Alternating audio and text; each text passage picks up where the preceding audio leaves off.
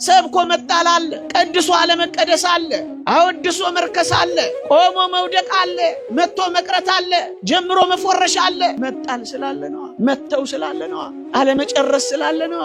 42 ኪሎ ሜትር መሮጥ የጀመረ ሰው ገመዱን ካልበጠሰ በቀር እርግጠኛ መሆን ይችላል?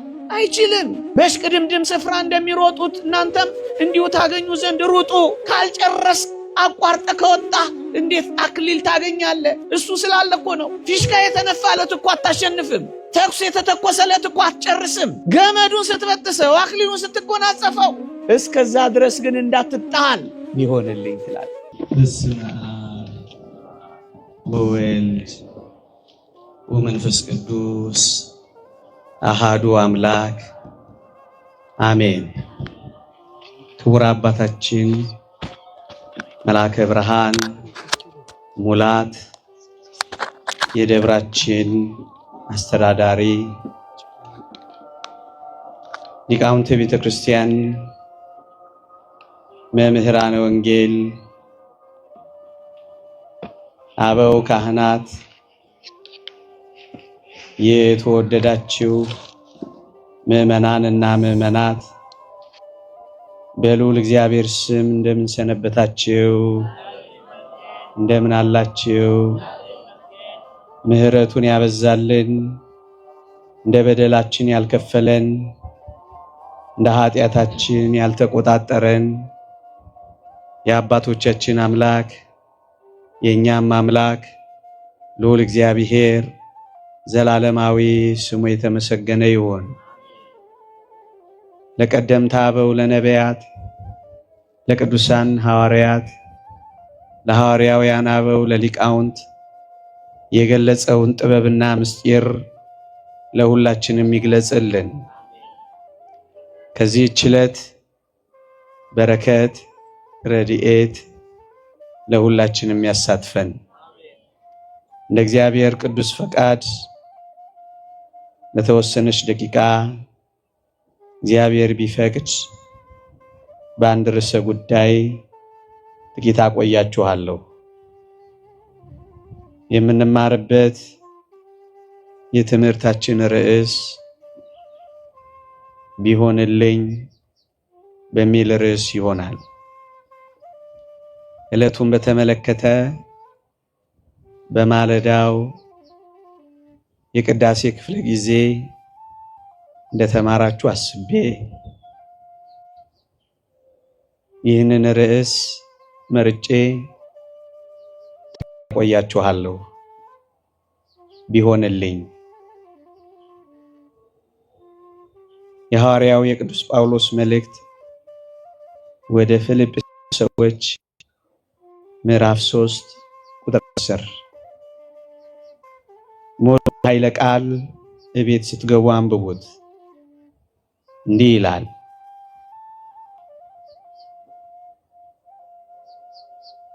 አውቀው ዘንድ በእምነት በመከራው እንድካፈል በሞቱም እንድመስለው ወደ ሙታን ትንሣኤ ልደርስ ቢሆንልኝ ይላል ሐዋርያው። ልድገመው። አውቀው ዘንድ በእምነት በመከራው እንድካፈል በሞቱም እንድመስለው ወደ ሙታን ትንሣኤም ልደርስ ቢሆንልኝ ይላል ቅዱስ ጳውሎስ። በዚህ መልእክቱ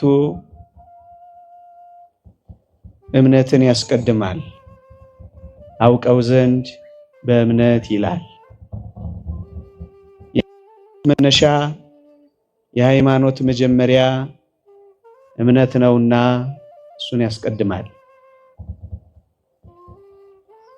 አውቀው ዘንድ በእምነት የሚለው ይሄንን ነው። በዚህ ብቻ አያቆምም ቅዱስ ጳውሎስ። ይቀጥልና በመከራው እንድካፈል በሞቱም እንድመስለው ይላል። ይሄ ደግሞ ምንን ያመለክታል? መከራዎች፣ ተጋድሎዎች ናቸው። በሞቱም ክርስቶስን መምሰል፣ ይህ ደግሞ ከፍ ያለ ተጋድሎ ነው። በዚህም መልካም ስራዎችን ይገልጻል ቅዱስ ጳውሎስ። መከራም ተጋድሎም የመልካም ስራዎች ከፍ ያሉ መገለጫዎች ናቸው ወገኖቼ። ልብ በሉ፣ ሁለት ነገሮችን ነው ቅዱስ ጳውሎስ እየገለጸልን ያለው። አንደኛው አውቀው ዘንድ በእምነት፣ ሁለተኛው በመከራው እካፈላለሁ በሞቱም እመስለዋለሁ ብሎ ተጋድሎ ሕይወትን ይጠቅሳል። ይሄ የተጋድሎ ሕይወት ደግሞ መልካም ስራዎች ናቸው። ቅዱስ ዮሐንስ አፈወርቅ ይህንን የፊልጵስዩስን መልእክት በተረጎመበት መልእክቱ እንዲህ ይላል። እዩ፣ ቅዱስ ጳውሎስ በመልካም ስራዎችም ጭምር እንጂ በእምነት ብቻ እንዳልሆነ ያስተምረናል ይላል። ምክንያቱም አውቀው ዘንድ በእምነት ብቻ አይደለም ብሎ ያቆመው፣ በመከራውም ስለመካፈል በሞቱም ስለመምሰል። እነዚህ ተጋድሎች ደግሞ የመልካም ስራዎች መገለጫዎች ናቸው። ተጋድሎች መልካም ስራዎች ናቸው። ለዚህ ነው ቅዱስ ጳውሎስ ሁለቱንም የሚያነሳው፣ እምነትንም ተጋድሎንም፣ እምነትንም መልካም ስራንም የሚያነሳው ለዚህ ነው። ለዚህ ነው ቅዱስ ዮሐንስ አፈወርቅም በመልካም ስራዎች ጭምር እንጂ በእምነት ብቻ እንዳልሆነ አስተውል ይላል። ለዚህ ነው ኦርቶዶክሳዊት ቤተክርስቲያን በእምነት ብቻ እንድላለን የማትለው፣ እምነት ብቻ ብላ የማትናገረው ለዚህ ነው። የተወደዳችሁ ኦርቶዶክሳውያን፣ በመከራው ከተካፈልን ክርስቶስን በሞቱ ከመሰልነው በሌላው እንደምን ልንመስለው ይገባ ይሆን? አሁን ቅዱስ ጳውሎስ ሁለት ነገሮች ይነገራል። በእምነት ከዚያስ በመልካም ስራዎች። ልብ በሉ፣ ቅዱስ ጳውሎስ እነዚህን ሁለቱን ከጠቀሰ በኋላ ወደ ሙታን ትንሣኤም ልደርስ ቢሆንልኝ ብሎ ደግሞ ይመኛል። አምኛለሁ፣ በመልካም ተጋድሎዎችና በሞቱ ልመስለውም እመኛለሁ። እነዚህን ሁሉ ነገሮች ካደረኩ በኋላም ቢሆን ወደ ሙታን ትንሣኤ ልደርስ ቢሆንልኝ ይላል። ይህንን ታላቁ ሊቅ ዮሐንስ አፈወርቅ እንዲህ ብሎ ይተረጉመዋል። ቅዱስ ጳውሎስ በትንሣኤው አምኛለሁ ብሏል፣ በመከራው እካፈላለሁ ብሏል፣ በሞቱም እመስለዋለሁ ብሏል። ይህንን ሁሉ ካደረገ በኋላ እንኳን ይላል ቢሆንልኝ የሚለው እኮ ነው ይላል። እና የጸናው እንኳን ቢሆን በሙታን ትንሣኤ አማካኝነት ወደ እግዚአብሔር መንግሥት ምን አለ በገባው በሆነልኝማ ይላል። ለምንድን ነው በሆነልኝ የሚለው ቅዱስ ጳውሎስ? ይህንን ሁሉ ካደረገ በኋላ እንኳን በራሱ ፍጹም መተማመን ስላልቻለ፣ እርግጠኛ መሆን ስላልቻለ በሆነልኝማ ሲል ተመልከቱት ይለናል። የተወደዳችሁ ክርስቲያኖች፣ ይህ ሐዋርያ ታውቃላችሁ እስከ ሦስተኛው ሰማይ የተነጠቀ ሐዋርያ ነው። ይህ ሐዋርያ ቃል ለቃል ኢየሱስ ክርስቶስን ያናገረ ሐዋርያ ነው። ይሄ ሐዋርያ ከለዋሪቆን እስከ ደማስቆ የእግሩ ሸሆና እስኪነቀል ድረስ የተንከራተተ ሐዋርያ ነው። ይሄ ሐዋርያ ቀን ቀን የመንግስተ ሰማያትን ድንኳን እየሰፋ ወንጌልን እያገለገለ ሌሊት ሌሊት በማንም ሰው ላይ ላለመክበድ የማንም ጥገኛ ላለመሆን የራሱን ኑሮ ደግሞ ድንኳን እየሰፋ ድንኳን ሰፊ ነበር። በዚህ ሁሉ ኑሮ እየኖረ በረሃብ በጽም በጾም እየተቃጠለ እንደ ጥራጊ ጉድፍ እየተባረረ እንዳበደ ውሻ በተገኘበት ቦታ እየተወገረ ይህንን ሁሉ ያደረገ ቅዱስ ጳውሎስ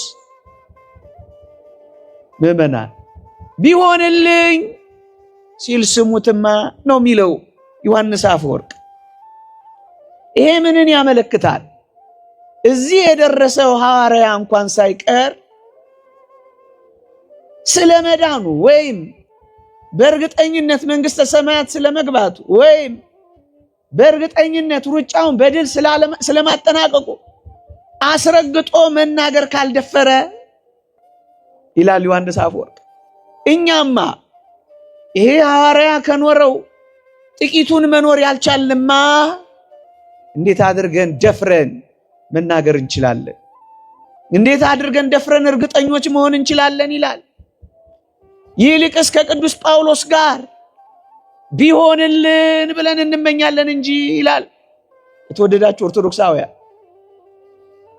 በማመን ጀምረን በተጋድሎ እንኳን ብንኖር ቸርነቱን ተስፋ እያደረግን ቢሆንልን እያልን ነው ምንጮኸው እኛ ኦርቶዶክሳውያን ወገኖች። እንደ አንዳንዶች አምኛለሁ፣ በቃ መንግስተ ሰማያት ገብቻለሁ፣ በኢየሱስ ቀኝ ተቀምጫለሁ፣ እንዲያና እንዲህ ብለን የምንፎክር አይደለንም። ይልቅስ በትንሣኤው እናምናለን፣ በመከራው እንካፈላለን፣ በሞቱም እንመስለዋለን፣ ወደ ሙታንም ትንሣኤ ልንደርስ በሆነልን እያል እግዚአብሔርን ተስፋ እናደርጋለን። ኦርቶዶክሳውያን እዚህ ጋር አንድ ነገር እንነጋገር። እግዚአብሔርን ስለማዳኑ ስራው ጠርጥረነው አይደለም ይህን ስንናገር። እግዚአብሔር እኛን ስለማዳኑ የታመነ ነው። እግዚአብሔር ለኛ የመዳን ተስፋ ስለመስጠቱ እውነት ነው። እግዚአብሔርን እናምነዋለን፣ ራሳችንን ግን አናምነውም። እግዚአብሔር እንተማመንበታለን፣ ራሳችንን ግን እንጠረጥረዋለን። ምክንያቱም አምነን መካዳለና ቆሞ መውደቅ አለ፣ ገብቶ መውጣት አለ፣ ጀምሮ አለመጨረስ አለ፣ ንጹህ ሆኖ መርከስ አለ። ስለዚህ ራሳችንን አናምነውማ።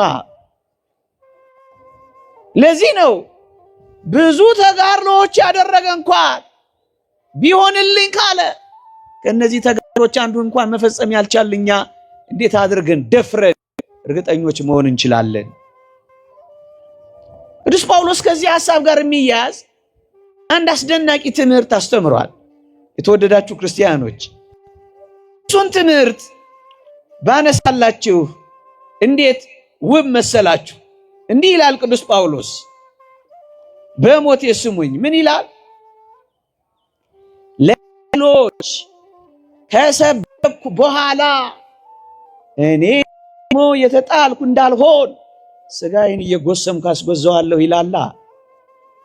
አንደኛ ቆሮንቶስ መልእክት ምዕራፍ 9 ቁጥር 24። ይህ አስደናቂን ሐዋርያ ስማው። ለሌሎች ከሰበኩ በኋላ የወደቁትን ካነሳው፣ የተጨነቀችውን ካሳረፍኩ፣ ያዘነችውን ካጽናናው፣ ከወንጌል ባፋ የነበሩትን ወደ ወንጌል አምጥቼ ካጠመድኩ በኋላ ለክርስቶስ ካቀረብኩ በኋላ እኔ ደግሞ የተጣልኩ እንዳልሆን ይላል። ለምንድን ነው ቅዱስ ጳውሎስ በሆነልኝማ ቢሆንልኝማ የሚለው? ለምንድን ነው? መጣል እንዳለ ስለሚያውቅ ነው። ይኸው እንዳልጣል ይላል። አየህ፣ ሰብኮ መጣል አለ። ቀድሶ አለመቀደስ አለ። አወድሶ መርከስ አለ። ቆሞ መውደቅ አለ። መጥቶ መቅረት አለ። ጀምሮ መፎረሽ አለ። እንዳልጣል ሲል ስማው፣ የተጣልኩ እንዳልሆን።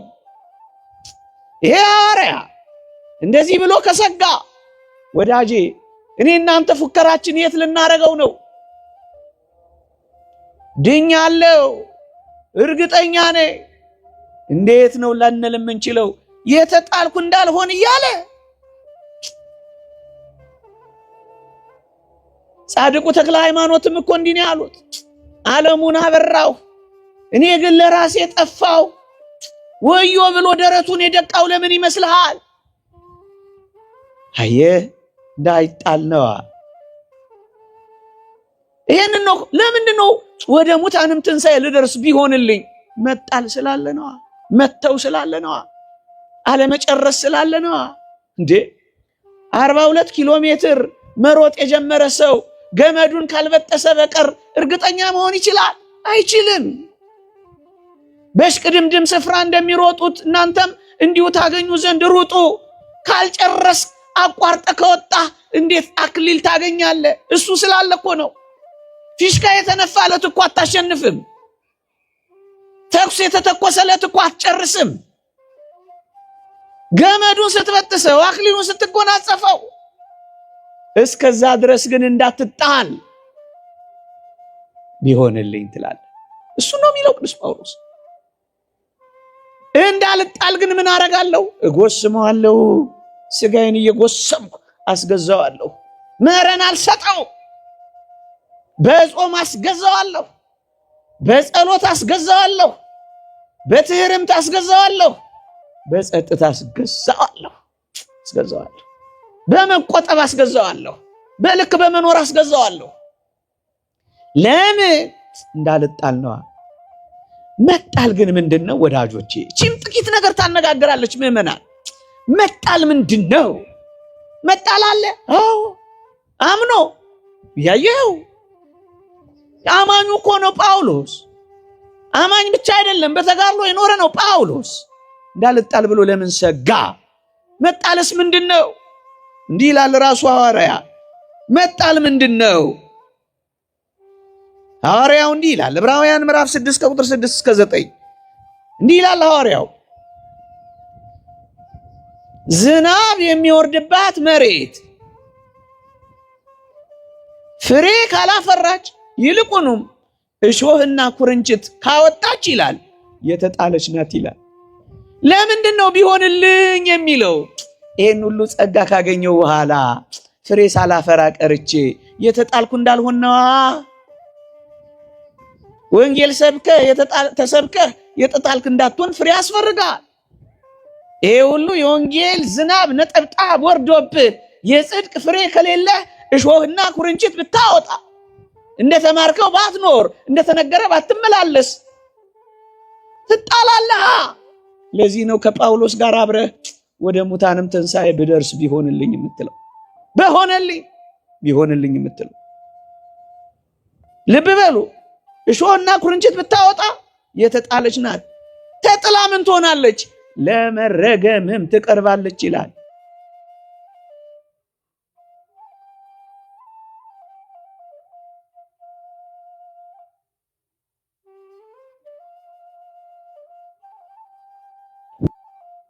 ወዳጅ አግሪካልቸር እንደዛ ሊሆን ይችላል። ይሄ ግን መጨረሻዋ መቃጠል ነው፣ ወደ እሳትም መጣል ነው።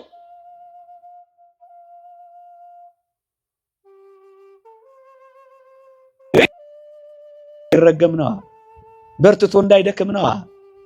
ከጸጋው እንዳይጎድል ነዋ። ገብቶ እንዳይወጣ ነዋ። አምኖ እንዳይክድ ነዋ። ሳይጎስም ቀርቶ በእውነት እንዳይጣል ነዋ። ይሄ ስጋት ስላለ እኮ ነው። በትንሣኤው አምናለሁ፣ በመከራው እካፈላለሁ፣ በሞቱ እመስለዋለሁ፣ አውቀው ዘንድ በእምነት ቀርባለሁ፣ ወደ ሙታንም ትንሣኤ ልደርስ ቢሆንልኝ የሚለው። ለምን? መጣል ስላለ ነው። መጣል ስላለ ነው።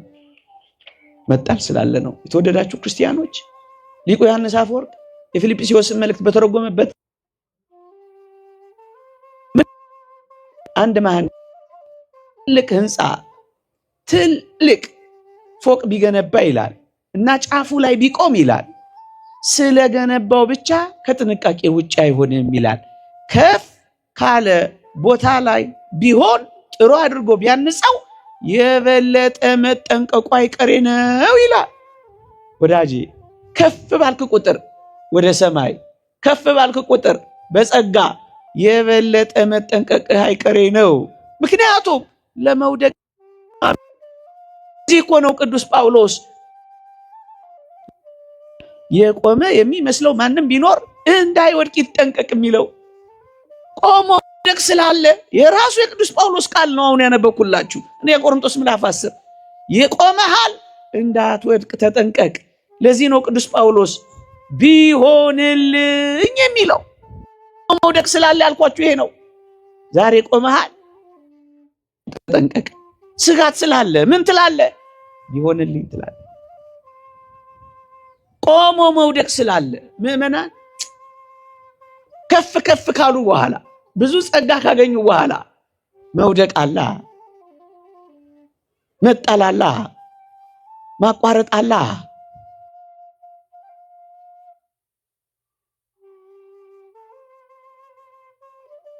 እንኳን በኋላ ሊወድቁ የሚችሉ እንዳሉ አታውቁም? ከነዚህ ጸጋዎች አንዱን እንኳን የማናሟላኛማ ምንኛ ምስኪኖች ነን። እንዴት አድርገን ደፍረን ቅድም እንዳልኳችሁ ልንናገር እንችላለን? እርግጠኞች እንዴት ልንሆን እንችላለን? ቅዱስ ጳውሎስ ያስተማረው አንድ አስደናቂ ቃል አለ። እንዲህ ይላል፣ አንድ ጊዜ ብርሃን የበራላቸውን ሰማያዊን ስጦታ የቀመሱትን የመንፈስ ቅዱስ ተካፋይ መልካሙም የእግዚአብሔርን ቃል ሊመጣ ያለውንም የዓለምን ኃይል የቀመሱትን ኋላም የካዱትን ይላል።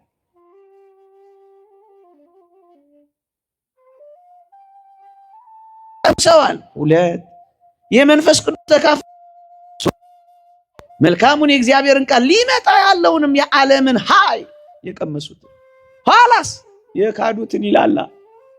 ምዕመናን ዴማስ ቅዱስ ጳውሎስ ያለውን ዴማስ ይህንን ዓለም ወዶ ትቶኛልና አለ። ብርሃን የበራለት ዴማስ የመንፈስ ቅዱስ ተካፋይ የሆነው ዴማስ ሊመጣ ያለውን የዓለም ኃይል የቀመሰውን ዴማስ ሰማያዊ ስጦታ የተቀበለው ዴማስ ይህን ዓለም ወዶ ትቶኛልና። አየህ፣ ብዙ ጸጋ እንኳን ቢኖርህ ወደ ኋላ ልትል ስለምትችል ቢሆንልኝ ነው የሚባለው። ቢሆንልኝ እኮ ነው የሚባለው። ለዚህ ነው ቅዱስ ጳውሎስ ቢሆንልኝ እያለ የሚጮኸው። ምዕመናን በአዲስ ኪዳን ብዙ ጸጋ ተሰጥቶናል። እሰየዋው በጸጋ ብዙ ጸጋ የተሰጠን መረን እንድንወጣበት አይደለም። አንዳንዶች እንደሚሉት አማኝ በየትኛውም ድካም እንኳን ቢገኝ አይኮነንም ይልልሃል የፌዘኛ ዓለም። ኃጢአት ብትሰራ እንኳን አይኮነንም ባይመቶልሃል። ለዛ ነው እነዚህ ነገረው። ይሄው ከአማኝ በላይ የጸጋ ግምጃ ቤት የሆኑት እንኳን ሳይቀር ሊክዱ ይችላሉ። እነሱን ለንስሐ ማደስ የማይቻል ይላል፣ ማምጣት አይቻል። አማኝ በየትኛውም ድካም እንኳን ቢገኝ አይኮነንም። በእግዚአብሔር ቃል ላይ ማፌዝ አይበቃም። በእግዚአብሔር የማዳን ሥራ ላይ መቀለድ አይበቃም። እነዚህን የሚያደርጉት ወደ እግዚአብሔር መንግሥት አይገቡም ያለው እኮ ለአማኞች ነው። አይኮነኑ። አንዴ የዳነ ለዘላለም የዳነ ነው። ይሄው የእግዚአብሔር ቃል። ምን እናርገው? ይሄን የእግዚአብሔር ቃል ቅድምም አሁንም ያነበብኩላችሁ። ለዚህ ነው እኛ ኦርቶዶክሳውያን ቢሆንልን እያልን ምንጮህ የምንመኘው። በትንሣኤው እናምናለን፣ በመከራው እንካፈላለን፣ በሞቱ እንመስለዋለን፣ ወደ ሙታንም ትንሣኤ ልንደርስ እንመኛ። ቢሆንልን እንደሱ ነው የምንለው። ቸርነቱን ነው ተስፋ የምናደርገው። ተጋድሎውን ሲመካ ያያችሁት እዚህ ኦርቶዶክስ ቤተክርስቲያን አለ። ቸርነትህን ነው እንጂ የሚለው ቸርነቱን ተማምነን ተስፋ አድርገን እኮ ነው የምንኖረው። እንደዚህ ካሉ ጸጋዎች በኋላ ከደረሰ በኋላ እንኳን የተወደዳችሁ ክርስቲያኖች ከመልካም ስራ የሚያርቅ ይመስላችኋል ጸጋ? አንዳንዶች ጸጋ እንዲሁ ያለ መልካም ስራ የሚሰጥ ይመስላችኋል? ውሸት ውሸት ውሸት። ዝርዝር ጉዳይ አለው። እናንተን ወደ ሌላ አቅጣጫ ወደ ሌላ ርዕስ ላለማሸጋገር እተወዋለሁ እንጂ ጸጋ የተሰጠን በመልካም ስራ እንድንጸና ነው። ለዚህ ነው በጸጋ ድናችኋል ካለ በኋላ መልካሙን ስራ ለማድረግ በኢየሱስ ክርስቶስ ተፈጥራችኋል የሚለን። ጸጋ ከመልካም ስራ የሚያርቅ አይደለም፣ ወደ መልካም ስራ የሚያቀርብ ነው። ለዚህ ነው ቅዱስ ዮሐንስ አፈወርቅ ጸጋ በጀርባችን ተንጋለን እንድንተኛ አይደለም የሚያደርገን ያለው። ታዲያ እንዴት ነው በየትኛውም ድካም ውስጥ ቢገኝ አማኝ ይድናል እንደዚህ ይባላል? ታዲያ በእግዚአብሔር ቃል ላይ ማፌዝ፣ እግዚአብሔር ባደረገው የማዳን ስራ መቀለድ የያዘ ይሄ ትውልድ አሳዝናችሁ። እኛ እንደሱ አይደለንም። እናምናለን፣ የአቅማችንን እንጋደላለን። ከዛስ ቢሆንልን ብለን ቸርነቱን ደጅ እንጠናለን። በቃ ምእመናን ያመነ በቃ መዳኑን እርግጠኛ ነው። እሱ ነው አሁን ጥያቄያችን። ለዚህ ነው ቅዱስ ጳውሎስ በፍጹም በራሱ መተማመን ስላልቻለ ነው ምን ያለው ቢሆንልኝ ያለው ብሎ ቅዱስ ዮሐንስ አፈወርቅ የተረጎመው። እስኪ አንድ ቃል ላይ ጥቂት ደቂቃ ተኩሬ ነገሩን ጥቂት ለማብራራት ልሞክር። ያመነ በቃ ድኗል። አንድ ያመነ በቃ ለዘላለም ድኗል። እንደዛ ነው የሚለው እግዚአብሔር ቃል አይደለም። እና ምንድን ነው የሚለው? አንድ እግዚአብሔር ቃል አንብብላችሁ ሮሜ መልእክት ምዕራፍ 11 ቁጥር 20 እንዲህ ይላል። መጀመሪያ ግን ታሪኩን ልተርክ። የሮሜን መልእክት የመጻፏን መልእክት የመልእክቱን ጽሕፈት ምክንያተ ጽሕፈት ይሏታል ሊቃውንት። እሷን መጀመሪያ ላብራራ። ሮሜ መልእክት ምዕራፍ 11 ቁጥር 20 ነው ቀጥዬ የማነበው። አሁን የተነጋገርኳቸውን ነገሮች የበለጠ እያጎለበተልኝ ነው የሚሄደው። እዩ በሮም አይሁድ አሕዛብ አንድ ላይ ይኖሩ ነበር። አይሁዳውያን አሕዛባውያን ወይም ከአሕዛብ የመጡት በጌታችን በመድኃኒታችን በኢየሱስ ክርስቶስ የማዳን ሥራ አምነው ለጽድቅ ተጠርተዋልና ቅዱስ ጳውሎስ መምህር አሕዛብ ነውና እነሱን ወደ አዲሲቱ ወንጌል፣ ወደ አዲሲቱ ሃይማኖት፣ ወደ አዲሲቱ ክርስትና በእምነት ያስገባ ጀመረ። አይሁድ ደግሞ ተቆጡ። ምን አሉ? ካልተገረዙ አይድኑም። በኦሪት የነበረውን መንካት መቅመስ የሚባለውን ካልፈጸሙ አይጸድቁም። የኦሪት ሕጓ የድህነት መግለጫዋ ግዝረት ነውና ካልተገረዙ በፍጹም አይድኑም ብለው ሞገቱ።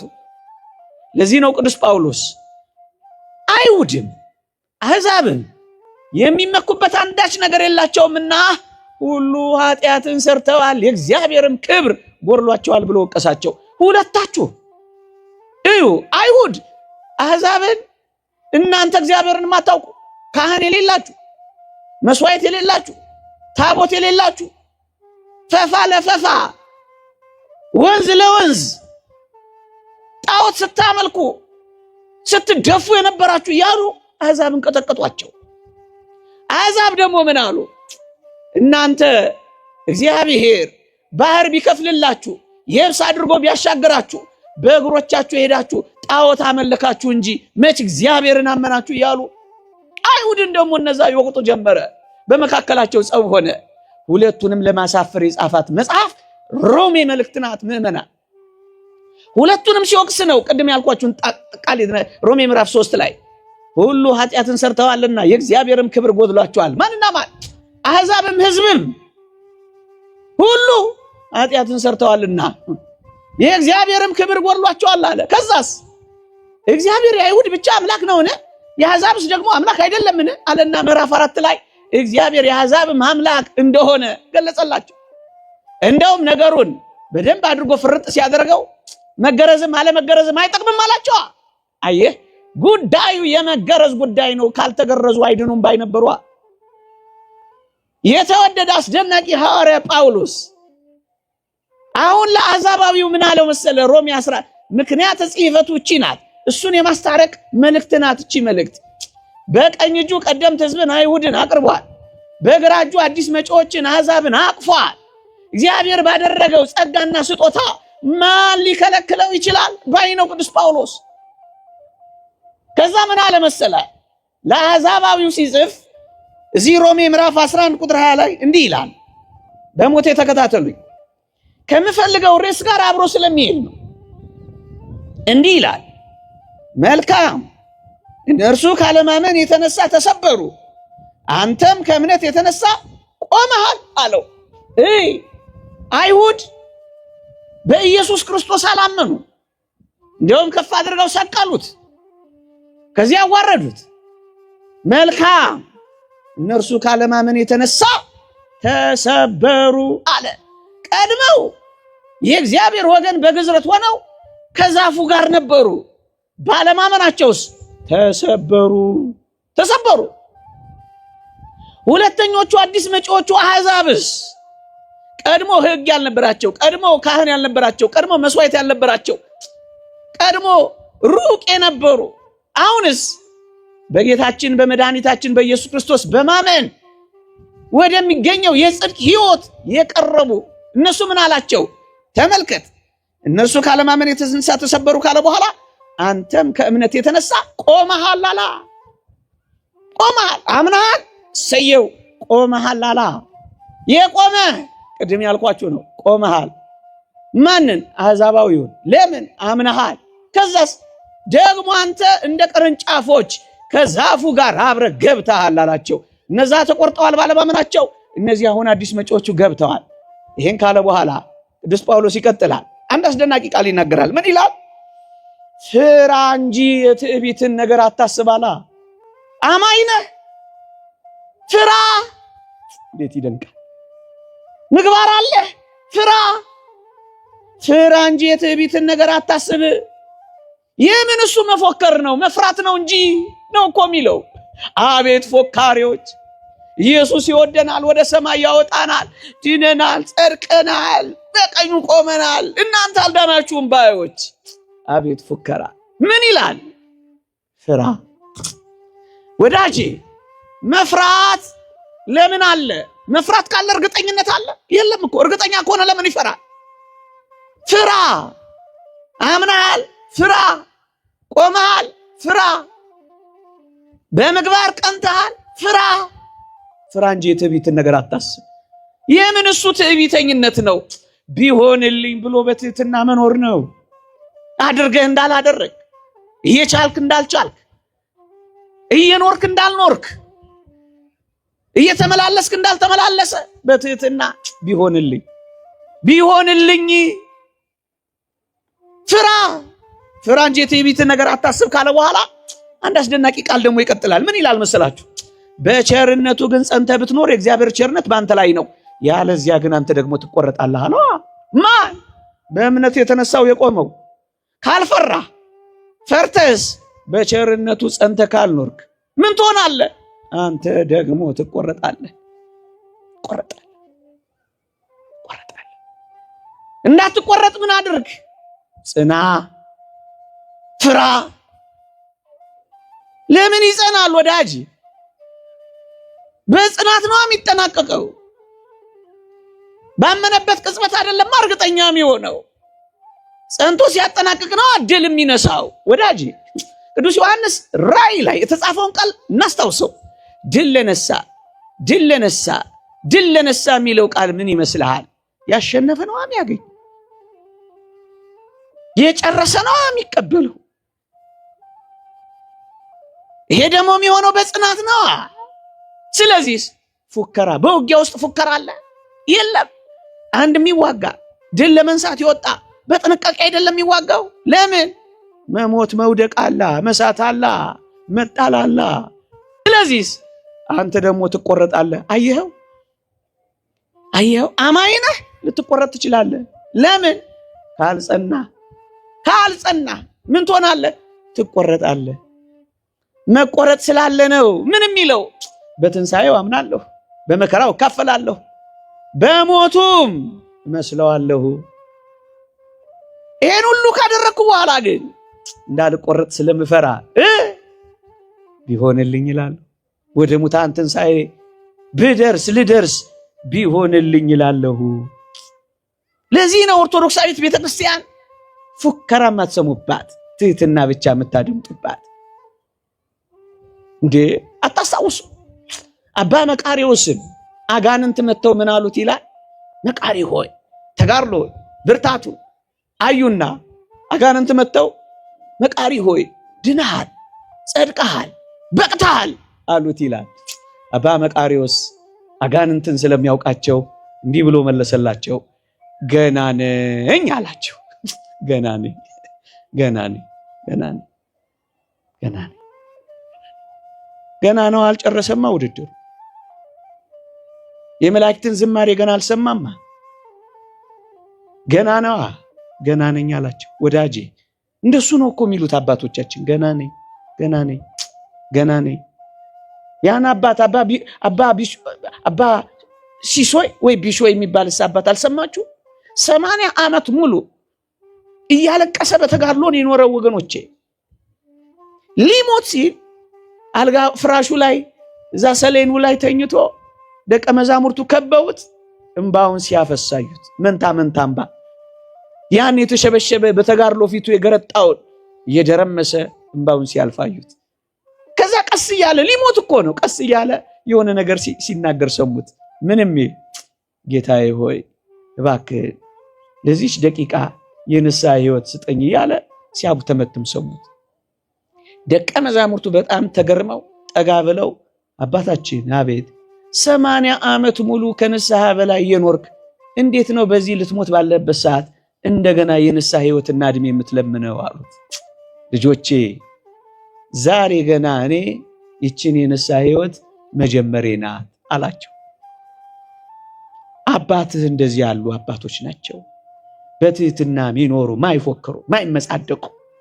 ይሄንን ነው አባቶቻችን ያስተማሩን። ገና ነኝ ገናውን የጀመርኩት። ያም አባት አልሰማችሁትም? እዛ ግሪክ አቶስ ተራራ ላይ የነበረው ብዙ ዓመት በተጋድሎ ኖሮ እግዚአብሔርን ገናውን ለመውደድ እየሞከርኩ ነው እኮ ነው ያለው። ገናውን መች ወደድ ነው? መች ገና ፍቅር ነው? መች ገና ገባን? መች ገና ተመሰጥን? መች ገና ከኃጢአት ተለያየን? መች ገና መጀመር ፍሬሽ እንኳን አልሆንም ወገኖች። ገና መች ገና። ለዚህ ነው አትፎክር፣ የትዕቢትን ነገር አታስብ፣ ይልቅ በጀመርከው ጽና። እየጾምክ ነው ጽና፣ እየጸለይክ ነው ጽና፣ እየታገልክ ነው ጽና፣ እያስቀደስክ ነው ጽና፣ እየቆረብክ ነው ጽና፣ እየተማርክ ነው ጽና፣ እየተመላለስክ ነው ጽና። ጽና፣ አትፎክር፣ ዝም በል። ፉከራ የለም እኛ ቤት፣ ፉከራ የለም። ፍርሃት ካለ እርግጠኝነት እኮ የለም ወዳጄ። ለምን ይፈራል? አንድ ሰው በጣም እርግጠኛ ከሆነ ለምን ይፈራል? እሱን ተውት። እኛ በጣም በመዳናችን እርግጠኛ ከሆን እና ነገሩ እውነትም የተረጋገጠ ከሆነ ሴጣን ምን በወጣው ስራ የሚፈታው እኛን የሚታገል በቃ ድነናላ፣ ጸድቀናላ፣ ምን ይዋጋናል? ምን ያስፈልጋል? ለምን ስለ ንስሐ ትማራላችሁ? ለምን ጉባኤ ይሰበሰባል? ለምን ይሄ ሁሉ ወጪ ይወጣል? ለምን አብቅቷላ ነገሩ? እነሱ እንደሚሉት ከሆነ ለምን ዲያብሎስ ይዋጋል? ለምን የዕቃ ጦር ሁሉ ልበሱ ተባል? ለምን የውጊያ ትጥቅ ተሰጠን? የውጊያ ትጥቅ የተሰጠን ፋሽን ሾው ልንሰራ እኮ አይደለም፣ ልንዋጋ ነው። እርግጠኛ ከሆነ ለምን እንዋጋለን? አበቃ ከዳን ለምን እንታገላለን? ሰይጣንስ ለምን እድሉን እኛ ላይ ይሞክራል? ካገኘው ብሎ አይደለም የሚሞክረው የሚታገለው። ፍራ፣ ውጊያ ያለበት እኮ ነው የሚፈራው። ፍራ እስከምትሞት ድረስ ፍራ። ነፍስ ከስጋው እስክትለይ ድረስ ራስህን እንዳታምነው ፍራው። ብዙ መንፈሳዊነት ብትሆነው እንኳን ራስህን እንዳታምነው፣ ሰውነትህን እንዳታምነው። ሺህ ጊዜ ቆራቢ፣ ሺህ ጊዜ ጸሎተኛ፣ ሺህ ጊዜ ተጋዳይ ሁን፣ ዝም በል፣ ፍራ። ዝም ብለህ ፍራ። ያን መነኩሴ ታሪክ ጨክኜ ልንገራችሁ፣ ባልነግራችሁ ምርጥ ነበር። ጨክኜ ልንገራችሁ። ብርቱ ተጋዳይ ነበረ፣ ገዳም የሚኖር መጨረሻ ላይ ግን አረጀ። በእነሱ ቤት አፈጀ፣ እድሜውም ገፋ። ከዛ አንዲት ደግ ሴት ቤት ይጦር ብለው ላኩት አሉ። እዛ ይደጎም ብለው ትንሽ ይኑር ብለው እንዲንከባከቡት፣ ትንሽ ሲንከባከቡት፣ ትንሽ ሲበላ፣ ትንሽ ሲጠጣ፣ ያ ያረጀ የተጣጠፈ የነበረው ሰው ቀና አለ። ከዚያስ ያሳዘናል። እዛ ቤት ከነበረች አንዲት አገልጋይ ጋር ወደቃ፣ ድቀት ደረሰበታ። ከዚያስ ልጅ ወለዳ። ከዚያስ ሕፃኑን ልጅ ይዞ ገዳሙ በር ላይ ተንበርክኮ እያለቀሰ መነኩሴን ካልሞተ እንዳታምኑት አለ ይባላል። መቃብር ካልገባህ እንዴት ታምነዋለህ? ማነህ አንተ? ማን? ቀሚስ ያስጥላ፣ ነጠላ ያስጥላ፣ የተስማ ድምፀ ወትራ ይገጽ፣ ድምጿን አትስማ፣ መልኳንም አትይ አይደል? ማን ነው የሚመካው? ማን ነው የሚመጻደቀው? ዛሬ ያለው መንፈሳዊነት ነገ ባይቀጥልስ? ዲያብሎስ ከዛሬ የበለጠ ፈተና ነገ ቢያመጣስ? ማን ነው ብርቱ ነኝ የሚል? አያችሁ እንዴት እርግጥ ፍርሃትም ያለው አትፎክሩም የተባለው ለዚህ እኮ ነው ምእመናን። ለዚህ ነው ቅዱስ ጳውሎስ ቢሆንልኝ የሚለው ለዚህ ነው። አየው መቆረጥ ስላለ ትቆረጣለህ አንተ ደግሞ። እንዴት ነው ታዲያ ቆም ያለው በቃ እርግጠኛ ነኝ እንዴት ማለት ይቻላል? መቆረጥ እስካለ ልጽና አልጽና በምን እርግጠኛ መሆን ይቻላል? የኢትዮጵያ መድን ድርጅት ኢንሹራንስ አልሰጠኝ። አፍሪካ ኢንሹራንስ አስተማማኝ እጅ ላይ ነህ። ሌላ ነው ወዳጅ። እኛ እግዚአብሔርን ስለ ተስፋ ቃሉ እናምነዋለን። የእግዚአብሔርን ፈቃድ እየፈጸምን ግን የመዳናችንን ተስፋ ለማግኘት ግን መትጋት ይገባናል። እሱ ነው መጽሐፍ ቅዱስ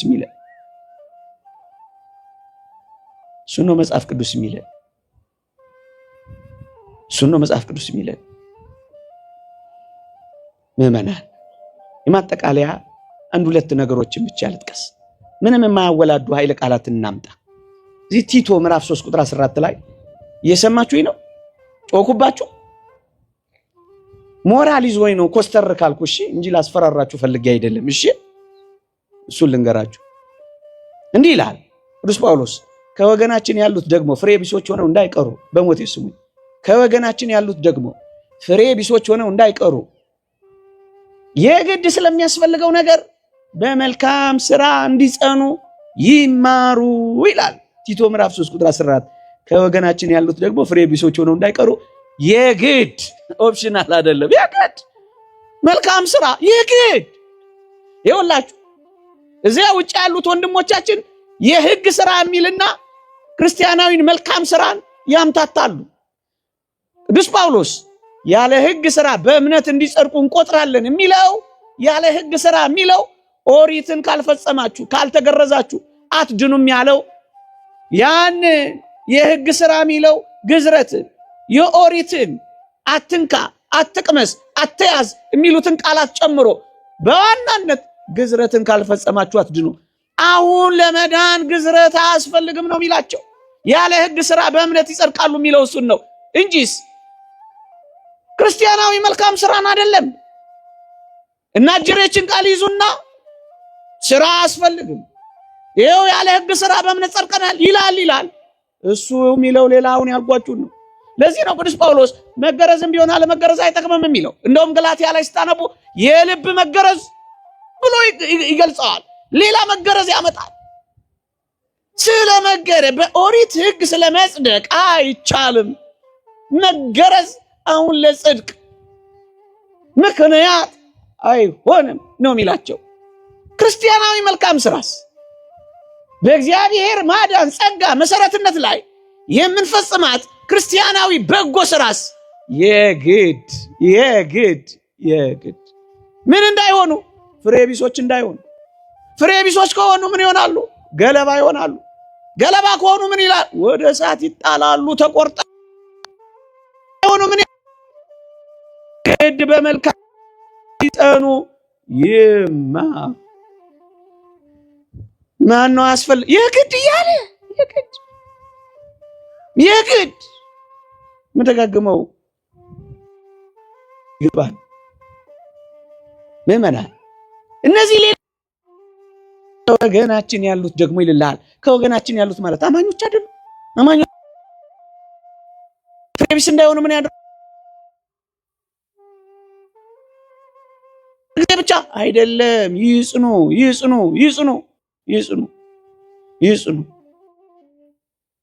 እለት ይጽኑ። ያለበለዚያስ በቸርነቱ ጸንተህ ካልኖርክ ትቆረጣለህ ነው። ፍሬ ቢስ ትቆረጣለህ። ታዲያ ይህንን ቃል ለያዘ እኮ ነው ቅዱስ ጳውሎስ ቢሆንልኝ የሚለው። በመልካም ስራ መጽናት አለበት። እሱ መልካም ስራ ምንድን ነው? ቅድም ያልኳችሁ ተጋድሎች መልካም ስራዎች ናቸው። ለዚህ ነው በትንሣኤው አምናለሁ፣ በሞቱ እካፈላለሁ፣ በመከራው እካፈላለሁ፣ በሞቱ መስለዋለሁ፣ ወደ ሙታንም ትንሣኤ ልደርስ ቢሆንልኝ ብሎ ይህ ነገረ ድህነት ትምህርታችን ነው ምዕመናን።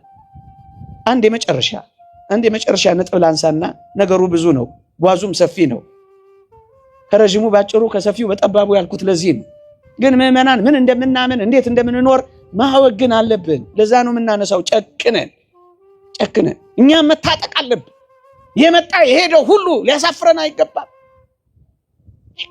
መደንገጥ መሸበርም አይገባም። አፋቸውን አዘጓቸው እንዳለ ቅዱስ ጳውሎስ አንዳንዶችን አፋቸውን ልናዘጋቸው ይገባል።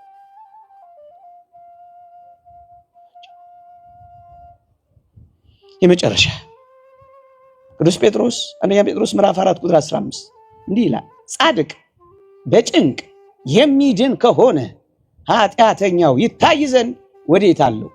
ፍርድ ከእግዚአብሔር ቤት ተነስቶ የሚጀምርበት ጊዜ ደርሷልና።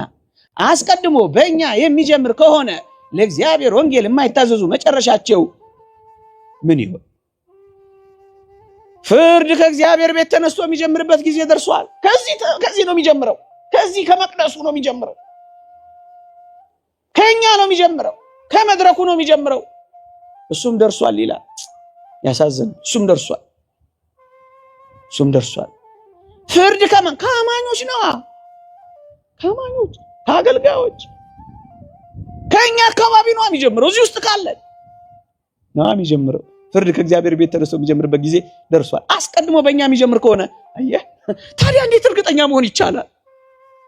አንዳንዶቻችን ለፍርድ የምንጠበቅ ከሆነ እንዴት አድርገን እርግጠኛ መሆን እንችላለን? እዚህ ቤት ውስጥ ኖረ። ለዚያ እኮ ነው እርግጠኛ እንዴት ልንሆን እንችላለን? ቅዱስ ጳውሎስ እርግጠኛ ያልሆነ እኛ እርግጠኛ መሆን እንችላለን? ጻድቅ በጭንቅ የሚድን ከሆነ በጭንቅ ጻድቅ እንኳን ደግ ክርስቲያናዊ ሰው እንኳን በጽድቅ ሕይወት የሚመላለስ እንኳን በጭንቅ የሚድን ከሆነ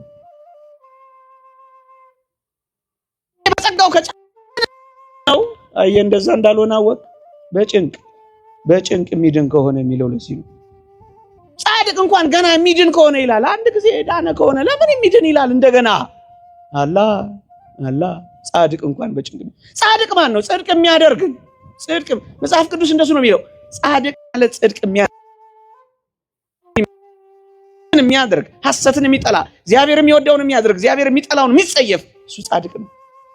ጽድቅን የሚያደርግ እሱ ጻድቅ። ማድረግ መስራት እሱ ነው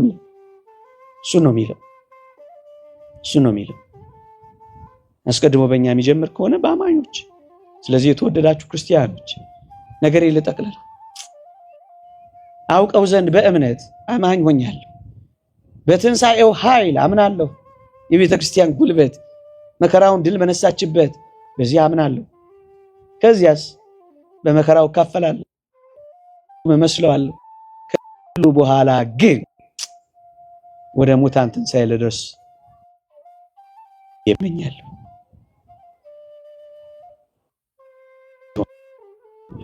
በዚያ በሰማይ በቀኙ ባቆመን ቢሆንልን የዘንባባ ዝንጣፊ ይዘን በዘመርን ቢሆንልን የዳዊትን በገና የዕዝራን መሰንቆ እዚያ በላይ በሰማን ቢሆንልን በብርሃን ድንኳኖች በዛ በሰማያት በኖር ቢሆንልን መልክ በዚያ ባየን ቢሆንልን በእሳት ድንኳኖች መካከል በተመላለስን ቢሆንልን እንደ ከዋክብት ደምቀን ባበራን ቢሆንልን በዚያ በተስፋው ሀገር ሁላችንም በተገናኘን ቢሆንልን። ይቆየን። አሜን። አብሮ ያሰማን። አሜን። አብሮ ያሰማን።